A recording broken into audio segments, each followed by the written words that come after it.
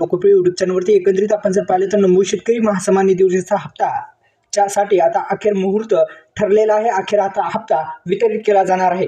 नमो शेतकरी योजनेचा हप्ता आता कोणत्या दिवशी मिळणार आहे या संदर्भात आपण माहिती पाहू। चला तर व्हिडिओला डायरेक्टली सुरुवात करूया। पण या युट्यूब चॅनलला सबस्क्राइब केलं नसेल तर आपण पाहायला सुरुवात केली आहे। योजनाकार लोकप्रिय युट्यूब चॅनल आताच सबस्क्राइब करून घ्या। बेल आयकॉन ऑल प्रेस करायला विसरू नका। नमो शेतकरी योजनेच्या माध्यमातून केंद्र सरकारच्या पीएम किसान योजनेच्या धर्तीवर सुरू करण्यात आलेली पीएम किसान योजनेचे लाभधारी पात्र ठरत असतात। एकंदरीत या योजनेसाठी म्हणजेच नमो शेतकरी महासन्मान निधी योजनेच्या 8व्या सप्ती पीएम किसान योजनेचे लाभार्थी पात्र ठरत असतात। केंद्र सरकारचा पीएम किसान योजनेच्या लाभधारकांना वार्षिक 6,000 रुपये देण्याची मदत करतात। राज्य सरकारकडून नमो शेतकरीच्या माध्यमातून 6,000 रुपये देण्यात मदत करते। एकंदरीत आपण जर पाहिलं तर केंद्र सरकारच्या माध्यमातून ही जो निधी आहे तो वितरित करण्यात येत असतो। आपण जर पाहिलं तर केंद्र सरकारचा पीएम किसान योजनेचा निधी जो आहे ते निधी आपल्याला येत असेल तर त्यासाठी आपण पीएम किसान योजनेचे लाभार्थी हे नमो शेतकरी योजनेस पात्र ठरत असतात।